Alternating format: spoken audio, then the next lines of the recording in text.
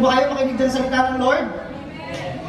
Wala po tayong TV, walang monitor, walang kahit ano. So, expect nyo na mag-gano'n ako dito para mag-gets nyo lang yung sinasabi ko. So, okay, back to basic tayo. Pray po muna tayo kung handa na tayo makinig ng salita ng Lord. Sa ngalan ng Ama, ng Anak, at ng Espiritu Santo. Amen. Panginoong Yesus, marami pong salamat sa opportunity na ma-experience namin, Panginoon, na magsimbang gabi, Lord. At dinideclare namin, Panginoon, by next year, 2 service na po kami, Panginoon. Pre-trial lang po ito, Lord, ng nakikita nyo in the future. Maraming salamat, Panginoon, sa experience na ito. Nawa, Lord, yung pag-aaralan namin, may sa buhay at may sa puso po namin. Maunawaan po namin lahat ng inyong sasabihin sa amin. Inanyaya po namin ang banal niyong Espiritu na mangusap sa bawat puso ng taong nandito, Panginoon. Pakaingatan niyo po ang bawat isa, pati yung mga naiwan namin sa bahay, pagpalain niyo po.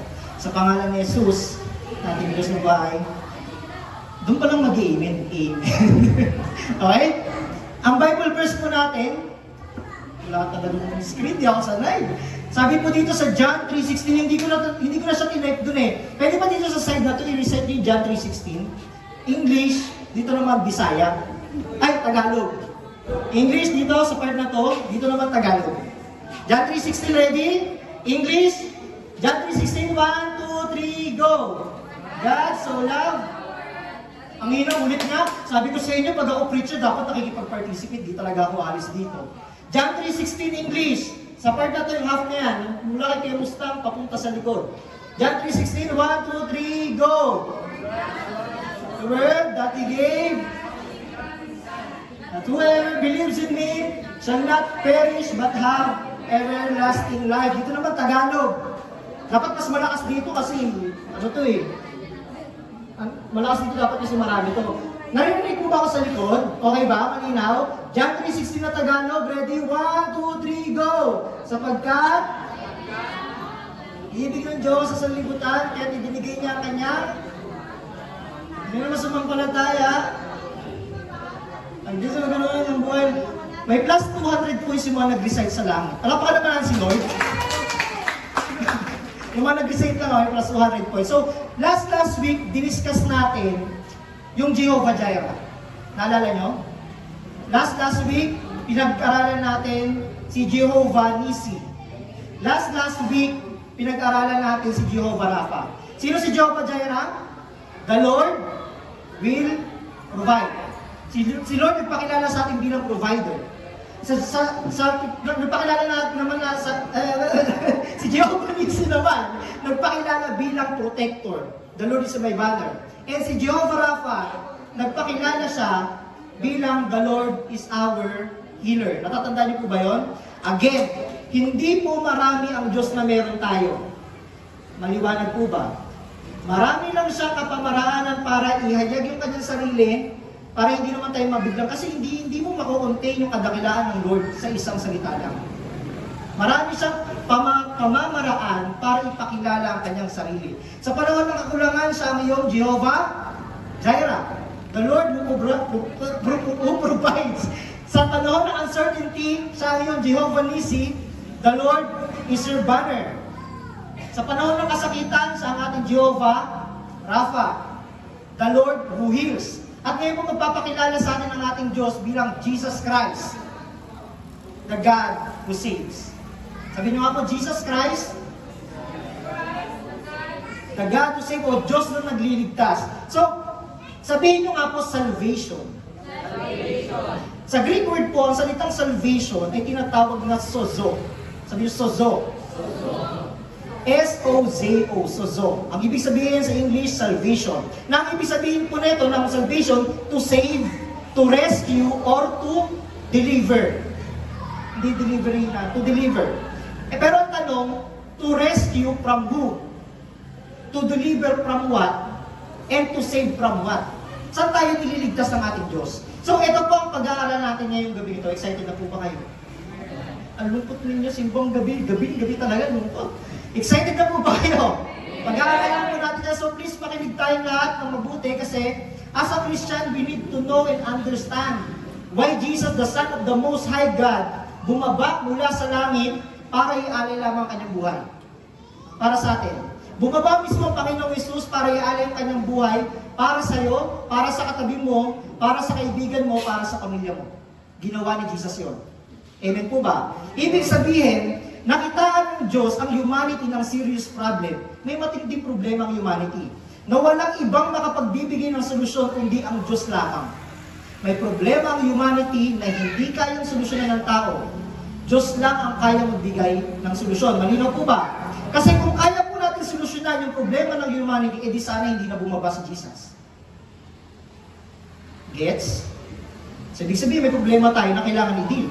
Ang problema ng humanity po, hindi po nabigyan ng solusyon ng mga propeta. Ang problema ng humanity, hindi nabigyan ng solusyon ng mga hari, ng mga judges. Ang problema po ng humanity ay hindi nabigyan ng solusyon ng mga tradisyon ng Israel. Ang problema po ng humanity ay lalong hindi po nabigyan ng solusyon ng batas ni Moises. Ganon katindi yung problema ng humanity. Kaya mismo, ang solusyon ang naging solusyon ng ating Diyos, siya na mismo ang bumaba para lang sumalangit tayo. Kasi wala talagang ibang makakapagsolusyon ng problema ng humanity kundi ang Diyos lamang. Malinaw po ba? Parang anong nyo? Nagigits nyo po ba? Ang hirap pa ba ng TV, no? Ang boring. So mahal tayo ng Diyos. Pakisabi nga po sa katabi nyo, mahal tayo ng Diyos. And then, gusto niya tayong makasama. So, gusto niya tayong makasama sa langit. Ang kaso, nakikita ng Diyos na hindi natin kaya. Wala tayong kakayanan makapunta sa Diyos. Maliwanag po ba no? So nakita yun ng Diyos, kaya imbis na ikaw umakyat sa langit, Diyos na mismo ang bumaba, sumalangit ka lang. Amen? So palakpakan naman ang Lord. Wala na naman. No? Marami pong dahilan kung bakit bumaba ang ating Panginoong Hesus, at ang pinakasikat at pinakapamilyar po ang lahat, si Jesus po ay namatay at muling nabuhay para sa ating kasalanan. Namatay yung pinaka-basic na alam natin, di ba? Bakit bumaba si Jesus? Para iaalay ang kanyang buhay. At upang iligtas tayo sa tiyak na kapahamakan, saan? Sa impyerno. Para iligtas tayo sa kasalanan, iligtas tayo sa impyerno. Yun yung dalawang major reason kung bakit bumaba si Jesus. Yung dalawang major reason. Pero, hindi lang po yun yung dahilan kung bakit bumaba si Jesus. Meron pang mga ibang dahilan. Hindi ko alam kung narinig nyo na to or first time nyo siya marinig. So, let us know the other possible reason why Jesus came from heaven to earth. Bakit nga ba bumaba si Jesus? Mula sa langit, ang ganda ng kalagayan niya sa langit, bumaba pa siya sa lupa. Para lang sa humanity. Number one reason, to rescue us from the burden of the law of Moses. Sabi nyo nga po, law of Moses. So, ang original design po and intention ng application ng law, pag sinabing law, batas. Yung yung bawal umihi dito. Batas, yung law.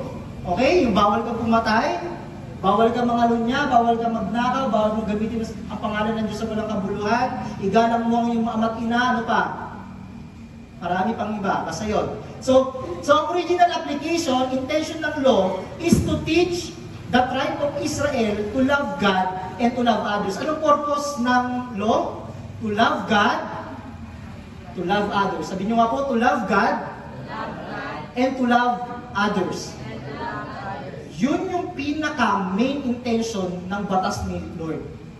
Pero, after po ng first war of Israel, naalala nyo yung unang labanan nila sa Rephidim? Si Joshua nasa Dubai. Natatandaan nyo yung labanan na yun? So, doon po, sa Rephidim po, sa Rephidim, kung saan nanirahan yung matagal yung mga Israelit, yung unang labanan nila, naalala niyo yun? Yung The Lord is my banner. Si Joshua nasa Dubai. Si Joshua nasa Dubai, nakipaglaban siya. Okay? Ibang Joshua yun. May Joshua rin kasi nasa Dubai ngayon. So yung first war nila, nanalo sila doon. And then, dahil nanalo sila, hindi muna sila pinalis ni Yahweh. Sabi ni Lord, stay muna kayo doon ng longer, little longer lang. Hanggang doon na sila nag-asawa, doon na sila nagkaroon ng anak, doon na nagkaroon ng pamilya, doon na nag-birthday, doon na nagpabinyag, doon na nagpakasal. Sa madaling salita, dumami yung lahi ng Israel sa lugar na yon. Ang kaso, nagkaroon ng injustice. Sa Rephidim, nagkaroon ng korupsyon. Asawa na may asawa inaagaw. Sa Rephidim, may mga negosyo nagdadayaan. Naglalamangan sa lupa. naglalamangan sa mga kinikita, nagkaroon ng injustice. Kaya ang ginawa ng Lord, para maging maayos, nagbigay si Yahweh ng 10 utos. Para magbigay po ng guidelines. Sabihin nyo nga po, guidelines. Para kumamuhay sila ng payapa at ng may pagmamahal sa Diyos at sa kapwa-tao nila. Again, ang reason ng law ni Moses para magkaroon ng kapayapaan. Para turuan magmahal sa Diyos at magmahal sa kapwa. Anong purpose ng law? Magmahal sa Diyos, magmahal sa kapwa. Tandaan niyo po yan. Kasi maraming naliligaw na Kristiyano sa dalawang lang yan. Okay? And then, yung 10 commandments na yun, pagdating at magtagal ng panahon, nalagyan nila ng iba pang mga utos, nagkaroon pa ng 613 na mitzvos. Sabihin nyo nga po, mitzvos. Kumbaga, yung binigay ng Lord na 10 commandments, parang binilagyan nila ng subtopic na umabot sa 613. So, bakit 623 na law? Pambira, yung isang utos nga ng nanay ko, nakakalimutan ko na eh. Yung utos pa kayo na 613. Okay? Ganun karami. And then, ang nangyari, after po no, after 1,300 to 1,500 years, okay? Mula sa Old Testament, sa Exodus, tatawid tayo ng Matthew. Ang distansya, 1,300 hanggang 1,500 years. Nagkaroon na po ng misinterpretation. Ibig sabihin, yung purpose na parang igalang ang Diyos at mahalin ng kapwa-tao, na-repurpose. Parang ganito, parang pass the message. Alam mo, pass the message. Yung may sinabi ako, kailangan ang makakarating sa dulo kung ano sinabi ko. Ay, hindi siya mag-guess. Ito, mas maganda, chismis. Yon. Nag-guess na rin, chismis. Pag may sinabi ako, ano makakarating sa dulo? May dagdag o bawas? May dagdag bawas. Ganun yung nangyari. Parang ganito. Tara dito. Ako si Yahweh. Yan. Pakilala ko sa inyo mga cell group file. Mga pogi ito eh. May pictorial kami mamaya. Tara dito. Ayan. Ayun o. Ton. Dito. Yan. Pila kayo. Iyan eh. Siyempre naman, mana sa leader eh. Pare-parehas na santa. Dito abe. Yan. Paliwanag ko sa inyo, ganito yung nangyari. Dito ka, Ton. Yan. Ako si Yahweh, nagbaba ako ng utos kay Moses. Ito yung 10 utos. Recite mo nga, be. O, diba? Wala ka. Nahuli. Ha? Ako si Yahweh, nagbigay ako ng 10 utos na ang Espiritu is mahalin ang Diyos at mahalin ang kapwa. Nandun pa yung Spirit. May law, may kasamang Spirit. Pagkapasa ni Moises sa tribe of Israel, sa 12 tribes, medyo nabawasan yung Spirit. Naging legalistic. Kailangan sundin to. Wala nang pagmamahal. Nabawasan ng konti. Nagkaroon ngayon ng distansya. Sila sa Book of Matthew, ito sa Book of Exodus. Ang pagitan nila, 1,300 to 1,500 years. Yung tamang sinabi ni Yahweh dito, pagdating sa dulo, naging chismis. Nagigets niyo? Nag-iba. Pagdating sa Pharisee, pinangangalandakan nila na kailangan sundin natin yung batas na kahit wala ng pagmamahal. To the point na nananakit na sila ng kapwa Kristiyano nila para lang masunod yung batas nila. Naging pabigat na yung law ni Moises. Ang purpose ng Lord, para magkaroon ng pagmamahal sa Diyos, pagmamahal sa kapwa. Tama naman pagdating dito. Pero pagdating dito sa tatlong to, sa mga Pharisee, sa mga scribe, sa mga Sadducees, nagkaroon na ng purpose. Ang goal na ng tatlong ito is what? Legalistic. Kung anong batas natin, ay yun yung susundin natin. Wala akong pake kung mawala ka sa church na to. Ganun ang rules nila. Kick out ka. Wala nang pagmamahal sa kapwa, wala nang pagmamahal sa Diyos. Nagigats nyo? Nangyayari ngayon yan sa church. Hindi sa church natin, sa ibang church. Ang daming ganun. Tama naman yung, magagaling yung mga Israelites magpasa ng batas. Pero yung pinupunto natin dito, yung espiritu ng batas, pagdating doon, wala na. Naging legalistic na lang sila. Kung anong rules natin, susundin natin kung anong rules natin. Depende na, bahala ka sa buhay mo, mawala ka sa simbahan mo. Rules ay rules. Gumagano sila. Pero yung espiritu ng batas, na igalang ang Diyos at mahalin ang kapwa-tao na wala na. O, salamat sa inyo ha. Marami nakatulong. Alam mo natin sila yung mga pogi. Nagigets niyo po ba? Yung pinupunto natin? Now, nagkaroon po ng misinterpretation at ng misapplication. Di ba nga naalala niyo yung babaeng nahuli sa pangangalo niya? Kinalagkad kay Jesus, pagdating kay Jesus, ano sinasabi ng batas ni Moses? Hindi na para mahalin yung kapwa at igalang ang Diyos. Ginawa na nila yung batas ni Moses para makapin ang kapwa. Nangyayari ngayon yan. Yan po yung reality ng Christianity ngayon. Kaya bumaba si Jesus kasi nakita niya yung utos niya na may misinterpret, na may misalign. Malinaw po ba? From the very purpose of the commandments na to love God and to love others, it turns into burden of all humanity. Naging bigat na sa kanila. Sobrang bigat sa kanila. So after 1,300 to 1,500 years, na-repurpose ang magandang hangarin nila. And then, ginamit ng mga Pharisee and Sadducee. Sabi nyo nga, Pharisee. Diba? Sadducee. Malungkot. Sadducee. Okay? Scribe. Sabi nyo nga po, scribe. Yan. Yung mga Pharisee, mga church leaders, magagaling sa batas ni Moses. Yung mga Sadducees naman, mga aristocrat.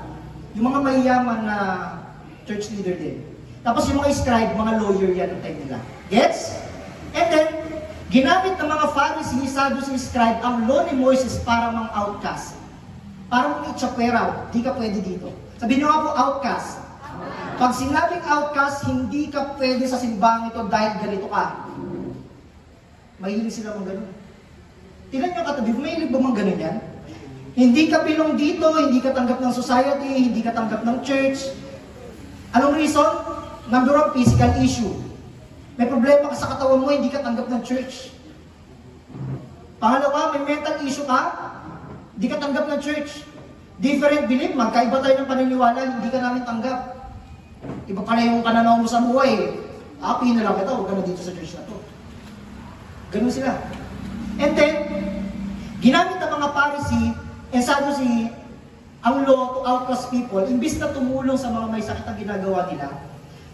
Kunyari ito, ikaw uli, pasensya na, tara dito. Kunyari may sakit siya, ako yung Pariseo, hindi ko lalapitan yan. Iyo, sa side step pa yan. Tapos, sasabihin kita, huwag kang lalapit. Sabihin mo, kapag may sakit, diba may sakit ka, may ketong ka, isigaw mo sa lahat, may ketong ako, lumayo kayo sa akin. 1, 2, 3, go. Ano ba? Okay, ganito ang nangyari. Thank you. Ganito ang nangyari. Ang hirap talaga pag walang monitor. Okay, ganito ang nangyari. Ako may ketong, kaya ako isigaw. Lumayo kayo sa akin, may ketong ako, madumi akong tao. Pinapaganon pa. Men, imbis na tumulong sila sa kapwa nila, pinahirapan pa nila. Kasi kapag dumikit ako, kunyari tumalinis sa tao, ako may ketong, umawak ako sa kanya, madumi na rin siya. Alam mo matindi pa sa batas? Kapag yung inupuan ninyo may regla, makasalanan ka. Bumalay ko kung may regla yung inupuan ko. Kapag iba yung kulay ng buhok mo, ba't ka tumatayo sa stage? Mga ganun, narinig nyo na yan? Ang haba ng buhok ng tao, ito ba't yung pinag-a-assure ko? Narinig nyo na yung mga ganun statement? Isa yun. Masyadong legalistic. Wala nang compassion, wala nang love sa Lord. Pamilyar? Pag hindi ka kaanib ng simbahang ito, hindi ka maliligtas. Pamilyar?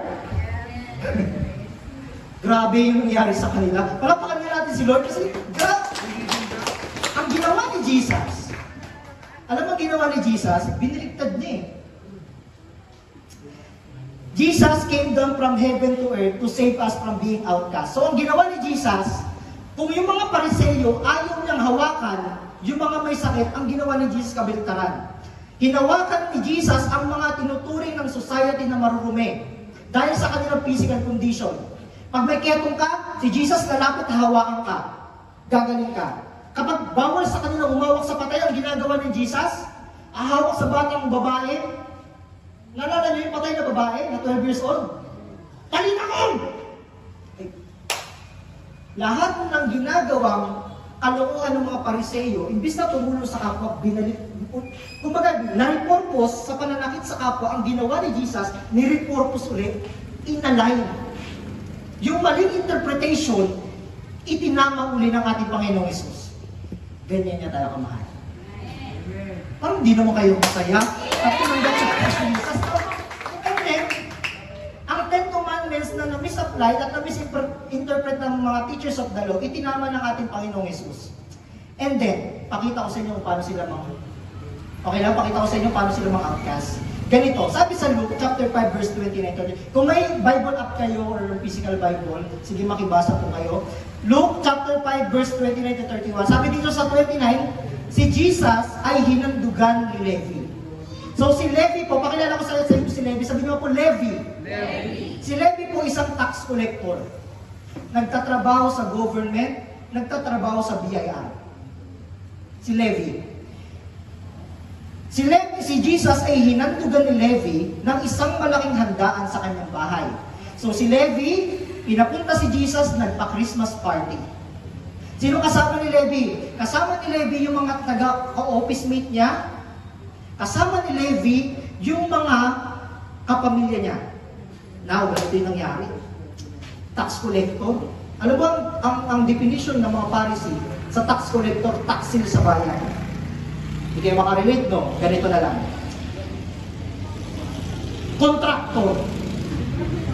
Yan. Kasi yung sa panahon nila, ang issue nila, BIR. Kasi sa panahon natin ngayon, issue flood control. Si Jesus, kasama yung mga contractor. Nakipag-Christmas party si Jesus sa mga taksil ng bayan. Alam mo yung mga tax collector, nilalayuan ng mga Pariseo yun. Pag nalaman nila ang trabaho mo, taga-BIR ka, lumayo na yung ka sa akin, magiging makasalanan ako dahil sa'yo. Ganun yung turing nila. Kasi kapag para sa kanila, yung mga tax collector kasi, nagtatrabaho sa Roman Empire. At yung mga tax collector, may mga ghost project din. Naniningil sila ng sobra sa kapwa nila Israelites. Parang kilala ng Bible yung Philippines, no? Naniningil ng buwis, sobra-sobra. Tapos, naglilingkod sila sa ibang bansa, sa Roman Empire. Kaya ang turing ng mga Pariseo sa mga tax collector, taksil kayo ng bayan, lahat kayo madudumi, lahat kayo makasalanan. At eto si Jesus, may Christmas party kasama ang mga tax collector. Sa panahon nila, grabe yun, revolution yun. Parang ang dating sa kanila, kano ba, Diyos ka? Bakit ka nakikipak?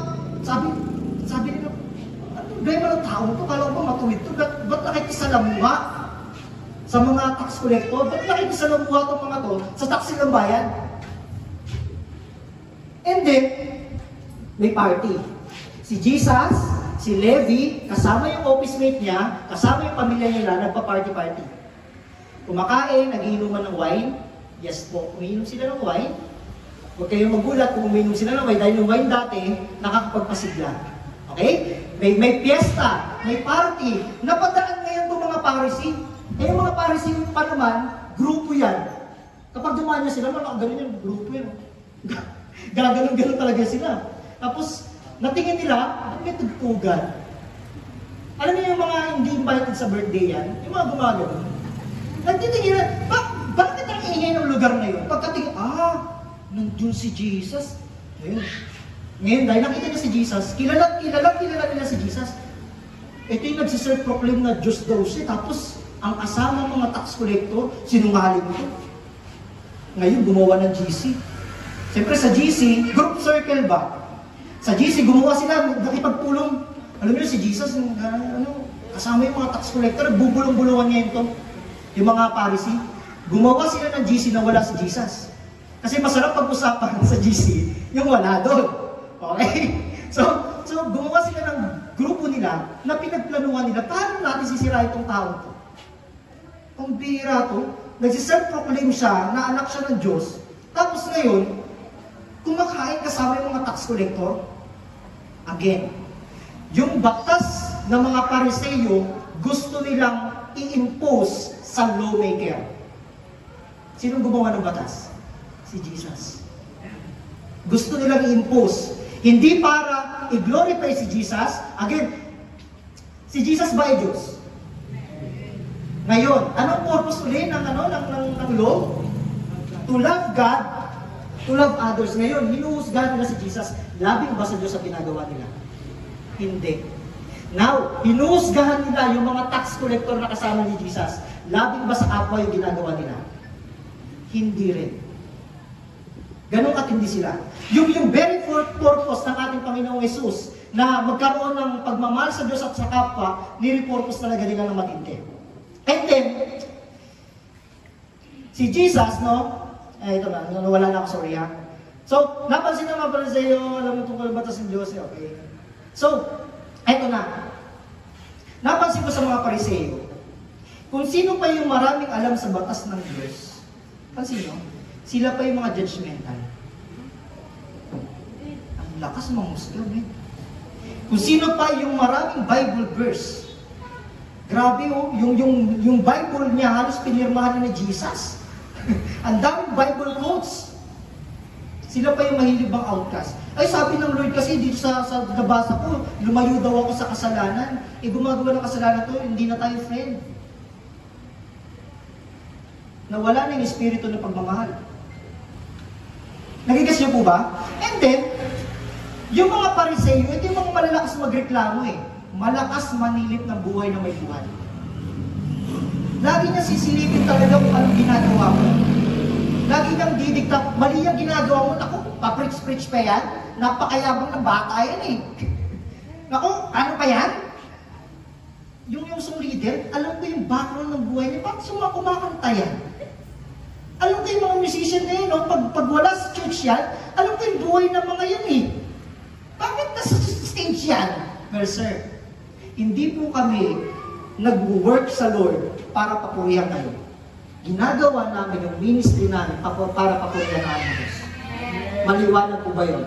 Kung may nakikita ko yung marumi sa amin, sa mga part ng worship team, pasensya na po, tao lang rin kami. Hindi po yun license para husgahan yung mga nakatayo dito. Maliwanag po ba? Pero syempre, part ng worship team, church workers, check din natin, baka tama nga naman sila, di ba? So, balance eh. Okay? Maliwanag po ba? Kasi po, tapos may sinasabi pa sila, alam mo ang sinasabi nila? Yan yung worship team na yan. Sa ibang church to, hindi sa church natin. Yan yung worship team nila. Hindi ba yung Holy Spirit dyan eh? Kasi lahat yan sila may mga issue yan. Imposible yung bumaba yung Holy Spirit. Makakasalanan yan, no? Ayoko ng tugtugan, hindi nila kinanta yung mahal na mahal kita Panginoon. Favorite ko yun. Pag hindi nila kinanta yung favorite song ko, hindi bababa ang Holy Spirit. Wala sa tono yung backup, hindi bababa ang Holy Spirit. Narinig nyo na yun? Men, greater is He that is in you than he that is in the world. Walang makakapigil sa pagbaba ng Holy Spirit kahit na yung ginagamit dyan maduling tao. Kung gusto ng Diyos bumaba ang kanyang banal na Espiritu, bababa at bababa yun. Amen ba? O tigil-tigilan natin kung husgan ng kapwa natin. Panapakan natin si Lord. And, napansin ko rin, no? Hindi pala porke maraming alam sa Bible na experience si Jesus. Hindi porke maraming alam sa Bible verse na experience si Jesus. If ang goal mo sa pagbabasa ng Bible to gain knowledge and wisdom, or nagbabasa ka lang ng Bible kasi ikaw yung naka-schedule mag-devotion, ako pala naka-schedule, sige basa ako Bible, or nagbabasa ka ng Bible pampatulog lang, kasi yung Bible, ginagawa mo sleeping pills. Kasi napansin nyo, pag cellphone, umaabot ka ng 5 oras. Pero pag Bible, parang may demonita na dumatinggal sa mata mo. Napansin nyo yun? Pag buklat mo yung Bible, lumihigap ka na. Pero pag cellphone, ang tagal ng screen time, kapatid. Napansin nyo, meron talagang something sa Bible na ayaw ipabasa ng Satanas. Amen? So, kung nagbasa lang tayo ng Bible para makipagdebate, na-miss natin yung whole point. So, huwag na tayo magbasa ng Bible. Hindi po. Hindi ko pa sinasabi huwag tayo magbasa ng Bible. Actually, ini-encourage ng church natin, lahat po tayo magbasa ng Bible. Pakitabi niya sa katabi mo, magbasa ka naman ng Bible, nang una pang born again yung ipis. bihira, inaamag na yung Bible sa bahay nyo. Kaso po, ang goal kapag ang goal natin sa pagbabasa ng Bible, just to gain knowledge and wisdom, you miss the whole point. Kapag binasa mo lang ang Bible para lang magkaroon ng kaalaman, magiging mapanghusga ka lang sa kapwa mo. Uulitin ko, kapag nagbabasa ka ng Bible, pero ang gusto mo lang makipagdebate, may malaman, magiging mapanghusga ka sa kapwa mo. Pero, kapag ang goal mo sa pagbabasa ng Bible, makilala si Jesus at ma-experience yung pagmamahal niya, kapatid, magiging blessing ka sa iba. Anong goal natin? Makilala si Jesus at ma-experience siya sa kanyang mga salita. Palakpakan naman si Lord. Sabi sa verse 30, kaya't nagpulong-pulungan ang mga Pariseyo at mga kasama nilang tagapagturo. So, naktawan na natin ito masyadong mahaba. Okay?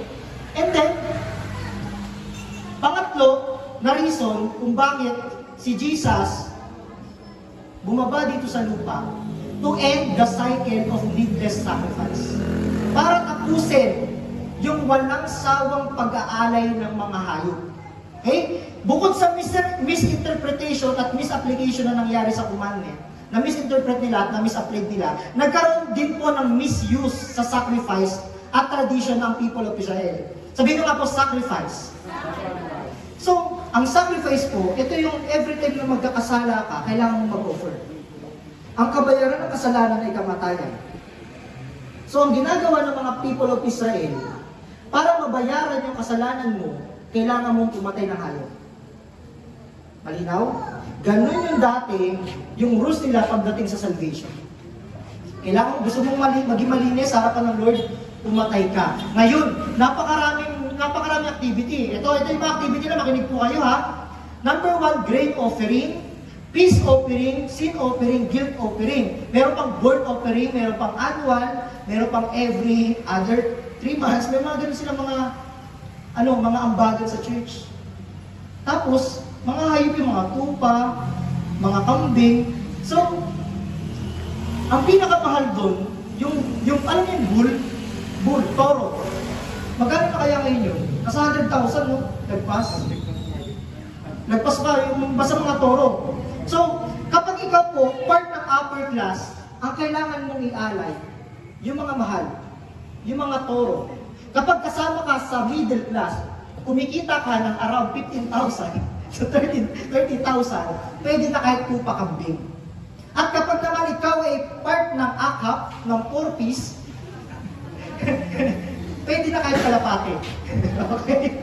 So, meron silang by level. Meron ako pala consideration. Ang kaso, every time na magkakasala ka, maghahandog ka. Ang mahal mo. Tingnan mo yung katabi mo, ilang beses nagkakasala sa isang araw yan. Kung nasa upper class ka at araw-araw ka nagkakasala, ibig sabihin, 365 times ka rin na mag-aalay. Bukod pa yung once a year. May sumasagot pa. So, napakagastos ng ambagan dati. Ang ambagan lang natin ngayon, noodles. Hindi pa madala. Alam niyo po ba na Jetsu holiday. So, announcement po na, meron po tayong ginagawang gift giving. Please, magdala po kayo ng pinupost. Okay, balik na tayo. Ano lang yun, announcement. Nung dati ang gagaling nila mag-ambag eh. Tapos ngayon, noodles lang, hindi ka makapagdala. Anong next week, anong dapat dinala natin ngayon? Spaghetti lang, magkano lang yan, 70. 70. Makaluto na yun. Makaluto na spaghetti, 70. Kasi, siwan yung in-order ko. And then, eto na. Individual sacrifices yun ha. Kunyari sa pamilya ninyo, 5 kayo sa pamilya ninyo, lahat kayo nagkasala, tapos nasa upper class pa kayo, 5 toro. Okay? Hindi po siya per group. Individual sacrifices. Maliwanag? Mahal po ba? Napakamahal. So nakita ni Jesus yun na problema. Kasi ganito ang nangyari. Nakita, sabi, nung una, katanggap-tanggap, kasi may rules. Sa pagsasacrifice ko, may rules yan. Kailangan walang kapintasan, kailangan pinaka-the best. Kung mag-aalay ka ng baka, kailangan A5, Wagyu. Ganon si Lord mamili. Kung gusto mo mag-alay, kailangan the best of the best. Dapat worthy is the lamb. Okay? So, nung unang panahon, nung Old Testament, katanggap-tanggap lahat ng alay. Pagdating ng New Testament, nung namumuna na yung mga Pariseo, ang ginawa nila, ayos to kumikitang kabuhayan. Magandang business opportunity to, yung 2.5 mo, gawin kong 2.5 ko. May investment na pumasok. Yung purity ng pag-aalay nila, napalitan ng negosyo. Ginawang negosyo. Anong ginawa nila? Sa simbahan, nagkaroon ng 7-Eleven. O nga naman, convenience store ba? O nga naman, pupunta ako sa church, ito pala, sorry, nakalimutan ko. Sa pag-aalay, 24 hours yan. Ang gandang negosyo. 7-Eleven. Napakagandang negosyo. Alay sila ng alay. Non-stop yun So, tuloy-tuloy yung pasok ng pera. Tuloy-tuloy yung pag-aalay. So, nakita ng mga Pariseo, ang gandang business model nito. Nagpatayo ngayon ng mga sari-sari store sa paligid ng templo. Para nga naman, pupunta ka na sa templo, bumili ka na ng iaalay mo. Diba? Ano ba? Convenience. Ang talino. Yung purity ng pag-aalay, naging business idea. Wala na yung espiritu ng pag-aalay. Nakita ni Jesus yun, mga Pariseo ito, pera-pera na lang. Sa church natin, walang gano'n sa ibang church. Okay? Sa ibang may mga church na gano'n, pera-pera na lang. Sino to siya? Naparad nyo sa Facebook. Kinall out pa, hindi ka advertise May mga gano'ng simbahan. Simbahan natin, hindi na may milit, pero baka naman. Namarentahan na natin ng buyon. Okay? Hindi tayo sa pilitan, pero baka naman. May natututunan mo ba tayo sa bawat lesson natin? O kung may natutunan naman, baka naman.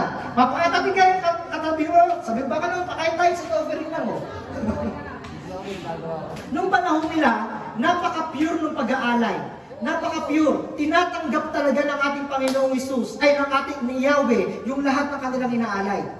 Walang duda na papatawad sila sa kasalanan nila. Pero nung dumating na yung panahon na yung pag-aalay naging negosyo na lang, nawala na yung espiritu ng pag-aalay.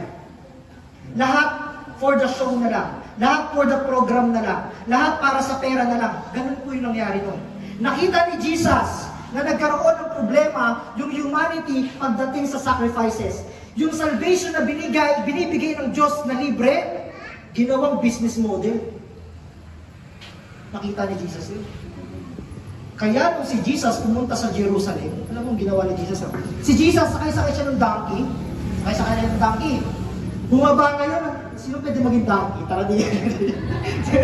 Sumakay siya ng donkey. Pagkababa niya ng donkey, nandito yung temple. Nandiyan yung tabernacle. Yung tabernacle po, imagine niyo para siyang malaking tent. And then, wala kasi sayang. Wala akong PowerPoint. Nandun pa naman yun, tabernacle. Sa tabernacle, bago ka makapasok, may mga nagtitinda. May mga commercial na, Pogi, bili ka na ng iaalay mo. Wala pang iaalay, sariwa pa to, bagong huli yung baka namin. Iaalay mo na lang rin, dito ka na bumili. Pagkababa ni Jesus, nakita niya, may mga wet market dito. may mga baka dito na pinagbibenta. Tapos, meron pang money changer. May Enluilier. May Palawan Express. May pera padala. Nagkaroon na ng mga money changer. At nakita ni Jesus, ang bira. Imbis na pang langit ng mga pinaggagawa ng mga Pariseyong to, ginawang business model, idea ko. So, nung bumaba si Jesus, anong ginawa niya? Pinagtataob niyo. Ginawa niya ito. Pinagtataob niya yung lamesa. Nagalit si Jesus. Hindi lang yun. Kumuha siya ng lubid. Tara dito, be. Pinangampas na ngayon. Hindi ko alam kung sinabi sa Bible kung may tinamaan. Baka panakot lang. Siyempre si Jesus, makawain. So, tatamaan ka na. Ginagano, no? So, wala naman tinamaan sa Bible. Pero, yung idea, sabi ni Jesus, magsilayas kayo dito. Siguro may nakipagdebate pa eh. Ba't kami aalis dito eh? Nagbayad kami ng ticket. Diba sa mga nagtitinda, lagi yung may permit. May business permit kami dito Kaya ang ginawa ni Jesus, Makikipag-debate ka pa. Pinagtataob eh. Hindi ka makuha sa isang sabihan, itataob ko yan. Pinagtataob ni Jesus Lord. Ganon ginawa ni Jesus Lord para lang ma-realign yung purpose ng pag-aari para sa salvation na ginawa nilang business model. Nakita ni Jesus yun. Kalapan na si Lord. Pinawas ko ba? And then, sabihin nyo nga po, tabernacle. Sa tabernacle po, hindi ko na binabasa yung ano, sorry ha, hindi ko na binasa. Sa tabernacle po, meron pong tatlong, paano ko ba kasi i-illustrate yun? Okay, ganito. Okay. Tara nga dito, Ben. Tara nga ulit yung mga sandok ko. Wala tayong screen, kailangan mo ng mga manpower. Tara dito, tara. Dinigil, go. Kailangan ko ng support. Palakpan ulit natin ang ating mga best actor. Kami po pala ang living sacrifice. Kami ang living. Okay, ganito. Sila yung tabernacle. Okay? Ikaw yung pader. Pader. Okay, siya yung pader. Ikaw naman, si Tonton, siya yung inner court. Okay, inner court. Ito naman, yung blocking nyo. Yan. Kasi ganun kayo. Inner court. Ito naman yung most high place. Inner court. Holy place muna. Holy place. Yan. Ganun ka lang yan. Ito naman, siya yung most high place. Ikaw, be, kurtina. Dito ka, ganun ka. Kurtina. Ulitin ko ha. Yung pader. Sabihin nga po pader. Inner court. Holy place. Holy place. Holy place. Kurtina. Ano ako? Tila. Simulaw lang. Most high place. Ngayon, may rules ang Israel. Kapag hindi ka Israelita, sino ditong Israel? Pag hindi ka hindi ka lahi ng Israelita, hindi ka pwede makapasok sa pader. Pader, pakita mo yung paderan mo. Yan. Hindi ka pwede maka-enter sa inner court. Lahat ng Gentile, nasa labas lang. Maliwanag po ba? Pag sinabing Gentile, hindi ka Israelita. Napakadali lang. Israelita po ba kayo? Yung lahi nyo ba? Israelita. Hindi, Pilipino tayo. So tayo po, tinatawag tayo, kinoconsider tayo as Gentile. Basta hindi ka Jew, hindi ka Jewish, Gentile ka automatically. So tayo bilang Pilipino, bawal tayo mag-penetrate sa pader na to. Ang kailangan makapenetrate dito mga Israelita. Ngayon, kung Israelita ako, pwede na akong pumasok. Sa ano mo? Si Tonton. Inner court, sabi nyo nga inner court. So, kapag Israelita ako, pwede na ako sa inner court. Sa inner court, dito po ginagawa yung 24 hours na pagsasacrifice. Maliwanag po ba? Pero kapag ako po naging pari, pwede na akong magtrabaho sa high place. Tama ba high place? Holy place. Holy place. Sa holy place, hindi pwedeng pumasok kung sino-sino. Kailangan pari lang. Ang requirements, kailangan pari ka. Ngayon, kay holy place at most high place, may kurtina. Kurtina na nakaharang. Okay? So, bago ako makapunta sa kanya, mag-penetrate ako sa kanya, kailangan high priest. Kumbaga, pari ng mga pari. Okay? So, hanggang sa kanya, sa high place, holy place, pari. Kapag sa most high place, most holy place, kailangan high priest, pinakapunong pari. Sabi nyo nga po, punong pari. Now, ganito ang nangyari. Tayo bilang Gentiles na hindi tayo Jew, wala tayong connection sa most high place. Sa most high place, dyan po nagdidwell yung presensya ng ating Panginoon. Saan nagdidwell ang presensya ng ating Diyos? Sa most high place. Doon yun sa dulo. Dito, kabayaran na ng kasalanan, pero hindi mo makakausap si Yahweh. Okay? The very reason, the pinaka-last na reason kung bakit bumaba si Jesus para i-restore yung relationship natin sa Kanya. Natatandaan niyo ba noong panahon ni Eva at Adan? Nakakausap ni Eva at ni Adan si Yahweh ng mukhaan. Natatandaan niyo po ba yun? Yung lolo natin, nakakausap nila ng mukhaan. Ngayon, pagdating, nung nagkasala sila, pagdating sa New Testament, never na. Actually, sa Old Testament, never na talaga. Makapunta doon sa Most High Priest. At kapag pinakapunong pari ka, ganito ang ginagawa nila. Medyo matagal kayo dyan ha. Ako, punong pari, meron po tinatawag na Yom Kippur. Sabi nyo nga po, Yom Kippur. Ibig sabihin ng Yom Kippur, Day of Atonement. Ibig sabihin, taunang pag-aalay. Requirements po ni Yahweh yun. Hindi pwede nilang balikin yun. Kasi magagalit si Lord kapag hindi nila ginawa yun. So, ang pwedeng mag-alay sa Day of Atonement, yung High Priest. Kunyari, ako High Priest na ako, papasok ako sa loob. Kailangan ko muna magsuot ng tali at kalembang. Yung mga bell, tingin, silikta, yung parang sa silikta. Yung isa pang ice cream, mayroon niya sila dito, may mga bell. Parang mga gano'n, parang yung mabilog-bilog, basta gano'n. Para kapag naglalakad, tumutunog. Tapos yung tali, mahabang tali yun. Kasi kapag hindi malinis yung high priest sa harapan ni Yahweh, instantly mamamatay. Ngayon, eto na. Day of Atonement, Yom Kippur, high priest ako. Papasok na ako sa holy place. Yan. Nagbibel, tingin. Patawarin niyo po si Marisas, kanyang nagawang kasalanan. Oo, pinagdadasal talaga nila. Umiikot-ikot siya doon, nag-iisenso.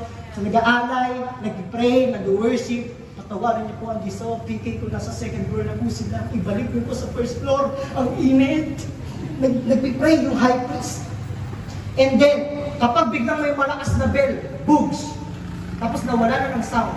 Ibig sabihin, patay na yung high priest. Ibig sabihin, hindi nalugod si Lord sa high priest na yun. Maraming beses nangyari yun. Na namamatay yung high priest. Kasi hindi sila karapat-dapat sa harapan ni Yahweh. So, hindi sila basta-basta pwedeng pumasok kay kurtina. Kasi pag ginawa ng mga pari yun na hindi sila high priest, instantly mamamatay din sila sa presensya ni Yahweh. Maliwanag? Yun yung purpose ng tali. Idea. Ang talino nila, kaya may tali. Kasi kapag namatay na, ihilahin na lang nila. Hindi sila papasok doon. Yun yung purpose ng tali. Yung purpose ng kalembang, para malaman nila na buhay pa, tumutunog pa. Gagano pa sila sa kurtina. Buhay pa ba? Buhay pa ba? Buhay pa. So pagpatay na, isang malakas na tunog na kalembang, iilahin na lang nila. Okay? Ang kaso, pagod na kayo? Hindi pa. So, ang kaso, every time na magkakasala sila, kailangan na naman ulitin. Walang katapusang pag-aalay ng pag-aalay ng pag-aalay ng pag-aalay. Sobrang gastos, ambagan ng ambagan ng ambagan ng ambagan. Na sinabi mismo sa Bible, paulit-ulit kayo nag-aalay pero may isa dyan walang nakapagpalinis ng kasalanan ninyo. Mababasa ko sa Bible. Kahit anong ialay ninyo, hindi ko kayo matatanggap. Hindi malinis yung kasalanan. Kahit anong uri ng alay pa yan. Kaya, ni-restore ni Jesus yung relationship natin sa Lord nung pinako siya sa krus. Siya po yung high priest. Natatandaan niyo, tinapin ni Pastor? Continuation to. Nagkataon lang. Siya po yung high priest natin. Nung pinako siya sa krus ng Kalbaryo, is a declaration na yung high priest nyo, hindi na tao na namamatay. Worthy is the Lamb na talaga. Nung inalay niya kanyang buhay, yung kurtina, nahati sa gitna. Ang ibig sabihin mo ng kurtina, na nag-separate sa holy place, sa most high place, ibig sabihin po na itong tao ng kurtinang to, separation. Ibig sabihin, sabi nyo nga po, separation. Pag sinabi separation, automatic, impyerno ka pag separated ka kay Lord. Wala ang guidance kapag separated ka kay Lord. Wala ang salvation kapag separated ka kay Lord. Wala ang blessing kapag separated ka kay Lord. Yan yung nare-represent ng kurtinang yan. Ang sabi ni Jesus, it is finished. Tetelestai. Mula sa itaas, mula hanggang pababa, napulit yung kurtina. Ibig sabihin, dinideclare ang ating Diyos na buhay, pwede na kayong pumasok. Pwede na kayong pumasok na kahit anong pang kasalanan na gawa mo, may ambag ka man natupa, pwede ka pumasok. Hindi mo na kailangan mag-alay kasi once and for all, yung buhay ko na, inalay ko na mula sa iyong past, sa iyong present, hanggang sa iyong future. Dito na kayo po. Kasi yung musician natin. So magtatapos na po tayo. Now, ang tanong, kung nag-gets nyo ba yung kwento? Hindi lang tayo basta niligtas ni Lord sa impyerno at sa kasalanan. Iniligtas din tayo ng ating Panginoong Hesus sa mga judgment ng ibang tao. Iniligtas din tayo ng Panginoong Hesus sa maling application ng batas. Iniligtas din tayo ng ating Panginoong Hesus sa pang-outcast ng mga tao. Iniligtas tayo ng ating Panginoong Hesus sa burden ng law. At ni-restore ng ating Panginoong Hesus yung relationship natin sa ating Diyos sa buhay. Masaya po ba kayo nang ni-restore ng Lord? Masaya po ba kayo nang ni-restore ng Lord? Paano yun? Nunito, paano yun? Pare-restore pa ba yung buhay ko? Lulong ako sa pornography? Mas madalas ako manood ng porn kesa pagbasa ng Bible. Maliligtas pa ba? Magiging mare-restore pa ba yung relationship ko kay Lord? Yes. Paano yun? Part na ako ng LGBTQ May boyfriend na nga ako. Nagbibihis babae na ako. Matatanggap pa ba yung restoration ni Lord? Kung gusto ko magpa-restore sa Kanya? Anong sagot? Amen. Yes. Paano yun? Lunito, sinira ko na yung buhay ko. Nagpakalulong ako sa bisyo. Inabuso ko yung katawan ko, ng babae ako, nag-addiction ako, ma-restore pa ba yung relationship ko kayo? Yes. Bago ko pumunta na simbahan ngayon, gumawa muna ako ng kasalanan. Actually, pag pupunta ako sa girlfriend ko, katabi ko matulog. Maliligtas pa ba ako? Ma-restore pa ba yung relationship ko kayo? Yes. Hindi ko talaga maiwasan Nag-iinom talaga ako every time natapos natin ng Sunday service. Hindi ko talaga maiwasan mag-inom. Mare-restore pa ba yung relationship ko kay Lord? Ganun kabuti si Lord. Church, nung inalay ni Jesus yung kanyang buhay sa krus ng Calvary, nahati yung separation, bini-welcome ng Lord kahit ongoing yung pagkakasala. Uulitin ko kahit ongoing yung pagkakasala mo, hindi pa kayo kasal pero nagsasama na kayo, pwedeng mong ipa-restore sa ating Diyos yan. Maliwanag ba? Kahit part ka pa ng LGBTQ, may restoration na pwedeng gawin ng ating Diyos. Maliwanag ba? Kahit na feeling mo, ang daming galit sa akin, madaming nayayabangan sa akin, marami ako nakakaaway sa subdivision namin, mare-restore pa ba ako ng ating Panginoon? Yes. Pero sana, yung church natin, pakilala ko konti. Pero sana, yung church natin, maging, alam niyo yung culture ng pagtanggap? Hindi, alam niyo ba na, pakilala ko dito? Hindi lahat ng church tumatanggap ng mga part ng LGBT. Pwede ba yung church natin tumatanggap ng LGBT? Pwede ba yung church na to tumatanggap ng mga drug addict? Pwede ba yung church na to tumatanggap ng mga sabungero? Pwede ba yung church na to tumatanggap ng pariwala na yung buhay? Pwede ba kapag may nabalitaan tayo, nagkaroon ng hiwalayan sa pamilya, tinatanggap pa rin ang simbahan ito? Nang walang panghuhusga, nang walang kahit anong judgment, nang walang kahit anong panunumbat, pwede ba maging kultura ng ating simbahan yung pagtanggap?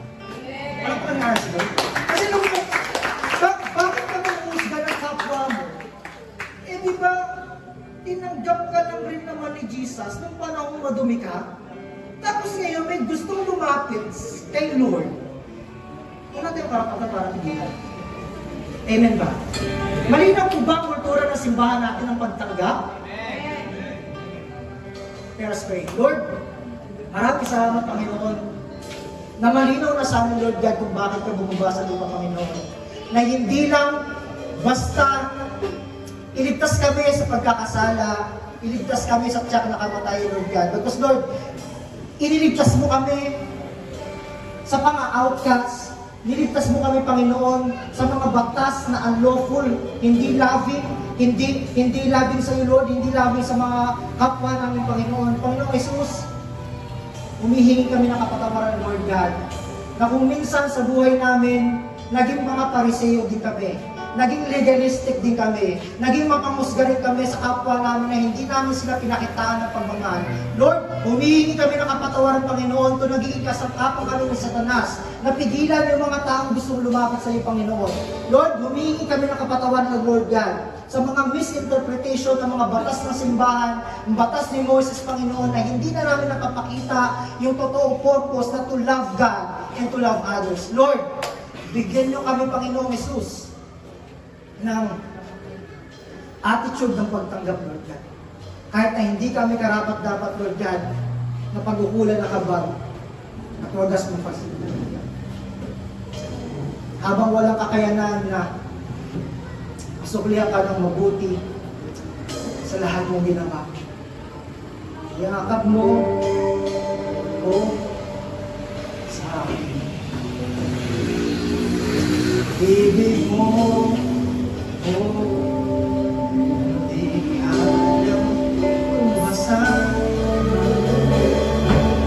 O Diyos ng katarungan at katwiran na minsan di nabahiran ng kapanatian. Salamat sa sumunod mo,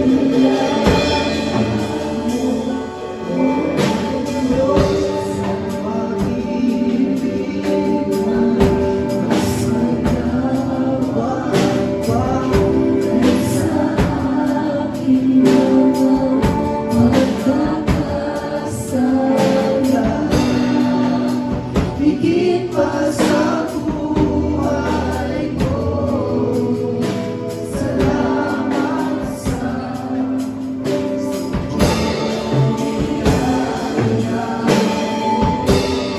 tayo muna lahat. So kung may makakilala kayo na may sirang pamilya, merong part ng LGBT, nagsasama pero hindi pakasal, dapat tingin nyo may itong tao to, posible ito eh, na makalapit pa kayo.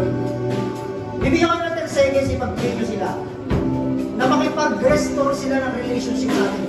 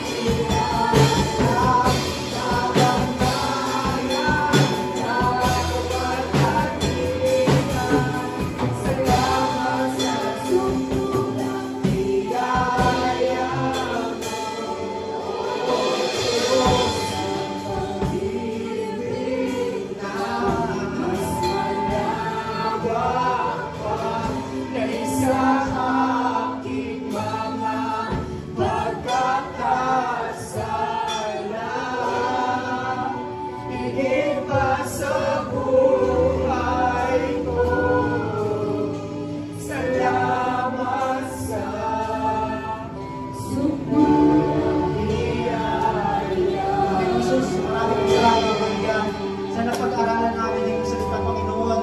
Lord, dinideclare namin ang simbahan ito, Panginoon, na tatanggap kami ng part ng mga LGBTQ. Tatanggap ang simbahan ito ng mga pamilyang sira. Tatanggap, Lord, ang simbahan ito ng mga sirang buhay, Panginoon. Nakatatagpuin ka sa simbahan ito. Gagamitin mo ang Jesowa, pamay na maliksi. Jesowa, pasok kawayan mo, Panginoon.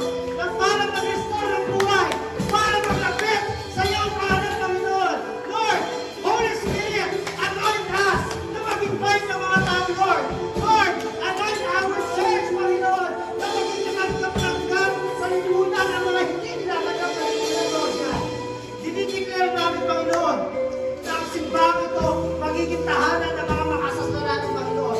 Na totoong na willing mag-repent, na willing magbago ng kanilang buhay, Lord. Tulungan mo ang aming simbahan, Panginoon, na hindi maging judgmental, na hindi maging legalistic sa bawat laws, Panginoon. Tulungan mo ang aming simbahan, Lord God, na magkaroon ng purpose na mahalin ka at mahalin ang aming kapwa, Panginoon. Maraming salamat, Panginoon, sa pangalan ni Jesus na aming Diyos na buhay. Everybody say,